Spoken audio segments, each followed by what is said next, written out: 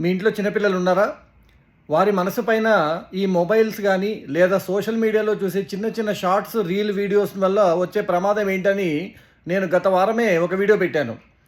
మీరు మొన్న గనక చూసుంటే బాగా వైరల్ అయిన ఒక 'కౌన్ బనేగా కరోడ్‌పతి' ఎపిసోడ్‌లో ఒక 11 ఏళ్ల పిల్లవాడు అమితాబ్ బచ్చన్ గారితో ప్రవర్తించిన తీరుని చాలామంది యాక్చువల్‌గా అయితే తప్పుపట్టారు. కాకపోతే మన పిల్లల్ని ఏమనలేములెండి. ఎందుకంటే అంతా కూడా పెద్దవాళ్ళ చేతిలో ఉంటుంది. కానీ కొంచెం సైకలాజికల్‌గా ఆలోచిస్తే ఆ పిల్లవాడికి అమర్యాద అవన్నీ వదిలేద్దాం. ఎందుకంటే వాళ్ళ ఇంట్లో పెద్దవాళ్ళు చాలా ఫ్రెండ్లీగా ఉండిండొచ్చు, తప్పులేదు. కానీ ఆ పిల్లవాడికున్న అసహనం గానీ, ఇంపేషెన్స్ గానీ, కమాన్ నన్ను క్వెషన్ అడగండి ఫస్ట్, నాకు చాలా ఇబ్బందిగా ఉంది, నేను తొందరగా ఆన్సర్లు చెప్పాలనుకుంటున్నానని చెప్పడం గానీ, ఇవన్నీ చిన్న వయసులో రావడానికి కారణం ఏంటంటే, నేను ఆ రోజే చెప్పాను. ఈ 30 సెకండ్లు, 40 సెకండ్లు ఉన్న రీల్లు అలవాటు చేసేసి, ఎక్కువసేపు ఒకదాని మీద ఫోకస్ చేయకుండా ఉండడం అనేది అలవాటు చేసేస్తున్నాము.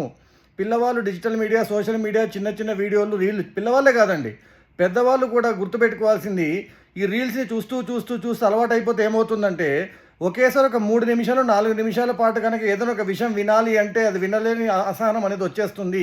ఈ ఇంపేషెన్స్ వల్ల ఏమవుతుందంటే ఫ్రస్ట్రేషన్ అనేది జనరేట్ అవుతుంది. దానివల్ల మీ డెసిషన్ మేకింగ్ కానీ, మీ ఫోకస్ కానీ దెబ్బతింటాయి. కాబట్టి కాస్త జాగ్రత్తగా ఇంపార్టెంట్ విషయాలు మాత్రమే చూడండి.